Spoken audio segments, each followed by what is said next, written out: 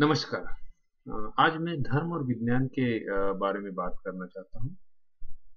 अगर देखा जाए तो आज की दुनिया में अगर हम देखें तो धर्म और विज्ञान को एक दूसरे के विरुद्ध माना जाता है। परिस्थिति यहाँ तक है कि कई वैज्ञानिकों को आमतौर पे नास्तिक समझा जाता है कि ये तो वैज्ञानिक है, ये तो भगवान पे भरोसा नहीं करते होंगे, ये धर्म पे भरोसा नहीं करते होंगे, तो इन्हें नास्तिक करके एक लेबल लगाया जाता है।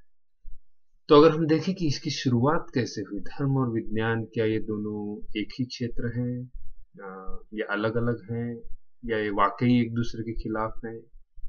अगर हम पीछे मुड़ के देखें, जब हमारे मनुष्य जाति की इस धरती पे हमने अपने जीवन की शुरुआत की, जैसे कि जब हम अपने गुट बना के रहने लगे, हमने अपना समाज प्रस्थापित किया, उस समय हमारे मन में कई सवाल थे। मनुष्य का दिमाग जो है वो हमको दूसरे प्राणियों से अलग करता है। हम हमारे मस्तिष्क की वजह से दूसरे प्राणियों से अलग है। हमारी सोच अलग है, हमारे विचार अलग हैं। उस वजह से हमारी जीवन शैली अलग है। हालांकि हम भी एक प्राणी ही हैं, जो इस पृथ्वी पे वास करते हैं, लेकिन हमारी सभी अन्य प्राणियों से अलग पहचान है, अलग जीवन शैली है, और ये सब हमारे दिमाग की देन है। तो जब हमने अपना जीवन इस पृथ्वी पे शुरू किया, हमारे कई कई हजारों साल पहले हमारे पूर्वजों ने, तो उनके मन में भी कई सवाल थे, जैसे हमारे मन में कई सवाल।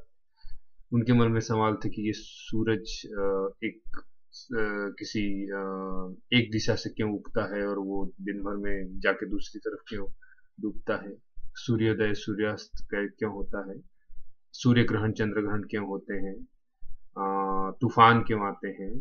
इंद्रधनुष कैसे चमकता है। रात में सितारे कहाँ से अचानक आ जाते हैं। दिन भर आकाश अलग रंग का रहता है, रात में अलग रंग का हो जाता है।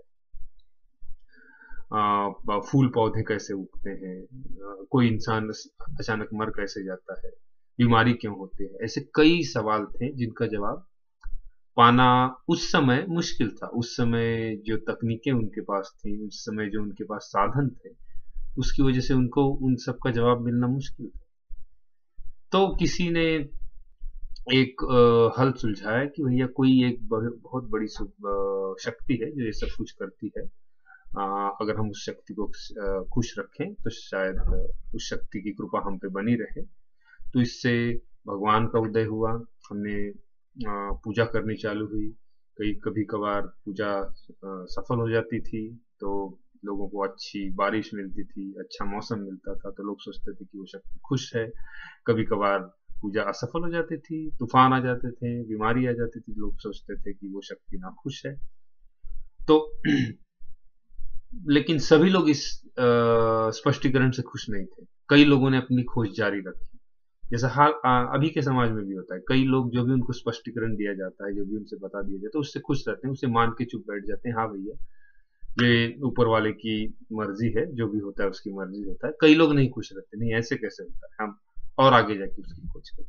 लोगों ने खोज की, कई लोगों ने मेहनत की। इसी वजह से हम लोगों ने संशोधन किया कि सूर्योदय क्यों होता है, सूर्यास्त क्यों होता है, धरती सूर्य के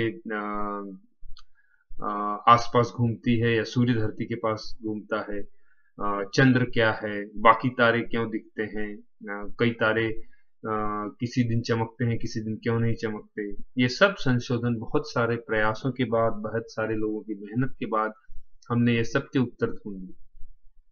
लेकिन इससे पहले कई विद्वानों ने अपने हिसाब से कई ग्रंथों में इन सब का स्पष्टीकरण लिख के रखा। जैसे कि मैंने बोला, कई लोगों ने किसी फला शक्ति का क्या बोले प्रभुत्व माना। कई लोग उसे विष्णु बोले, कई लोग अल्लाह बोले, कई लोगों ने भगवान बनाया, भगवान बताया, मतलब सिर्फ किसी भगवान को कुछ नाम नहीं, उन्होंने सिर्फ भगवान दिया। कई लोग बोले कि भगवान ने अपना मसीहा भेजा है। ऐसे वैसे कई किताबें लिखी गई, और उन किताबों को कई लोगों ने एक धर्म की क्या बोलते हैं, धर्म, उन किताबों के बल पे कई लोगों ने अपने अपने धर्म बना लिए। धर्म मतलब उस किताब को एक परिमाण माना गया है, उस किताब में जो भी लिखा है उसको आप उसके ऊपर आप सवाल नहीं खड़ा कर सकते। आपको एक हद तक सवाल करने की इजाजत है, लेकिन जब उस किताब पे लिखे हुए मूल सिद्धांतों की बात आती है आप उस पर सवाल नहीं कर सकते। उसी को धर्म की संज्ञा दी गई, लेकिन विज्ञान एक अलग हट गया इसमें। जो लोग संशोधन करना चाहते थे वो इस परिभाषा को मान नहीं सकते, क्योंकि विज्ञान में हर चीज पे सवाल करने की आदत है, चाहे वो किसी ने भी कही हो। आइंस्टाइन ने कही हो, न्यूटन ने कही हो, या किसी भी और बड़े वैज्ञानिक ने कहा हो, उनके हर सिद्धांत पे, उनकी हर बात पे आप सवाल खड़ा कर सकते हैं अगर आपके पास सबूत है, और अगर आपने अपने परीक्षण किए हैं, अगर आपके पास उसके नतीजे हैं, तो आप उनको लोगों के सामने पेश करके उनके सिद्धांतों को झूठा साबित कर सकते हैं, या फिर उनको सिद्धांतों के पक्ष में सबूत देके उनको सिद्धांतों को आप कह सकते हैं कि जो भी उन्होंने कहा था वो सही। ये विज्ञान में आपको इजाजत है, लेकिन धर्म में ये इजाजत नहीं है। धर्म में एक हद के बाद जो भी लिखा है उसे आपको मानना पड़ेगा, नहीं तो आपको नास्तिक करार दिया जाएगा, नहीं तो आपको अज्ञानी, अधर्मी, ये कई सारे लेबल लगा के आपको या तो सजा दी जाएगी, या तो आपके लिए उस धर्म के दरवाजे बंद कर दिए जाएंगे। तो ये फर्क हमने धर्म और विज्ञान में कर दिया। हालांकि दोनों चीजों का उद्देश्य यही था कि आदमी के मन में जो भी सवाल है, जो भी शंकाएं हैं, जो भी उसके मन में दुविधाएं हैं, उनका हल पेश किया जाए। यही दोनों चीजों का मूल उद्देश्य था। लेकिन आगे चल के धर्म ने एक रास्ता पकड़ा, विज्ञान ने एक रास्ता पकड़ा। हालांकि दोनों चीजें एक दूसरे के पूरक साबित हो सकती थी, लेकिन आप कह सकते हैं कि दोनों चीजें जो लोग हैंडल करते थे उन्होंने एक दूसरे को समझने से इनकार कर दिया। इसीलिए आज दोनों ऐसे इस स्थिति में है कि दोनों को एक दूसरे का दुश्मन माना जाता है। मेरा मानना है कि दोनों चीजें अगर साथ चले, दोनों चीजें अगर एक दूसरे को समझ के चले, दोनों चीजें अगर एक दूसरों से सीखें, तो ये मानव जाति के लिए अच्छी बात हो सकती है, ये उनके लिए काफी भले की बात हो सकती है। क्योंकि सवाल करना, शंका उपस्थित करना, किसी चीज से असंतुष्ट रहना, ये हमारे मनुष्य जाति का मूल स्वभाव। अगर हम सवाल करना छोड़ देंगे तो हमारी प्रगति रुक जाएगी। तो सवाल कर कर के ही हम यहाँ तक पहुंचे हैं, और सवाल कर कर के ही हमें आगे तक जाना है।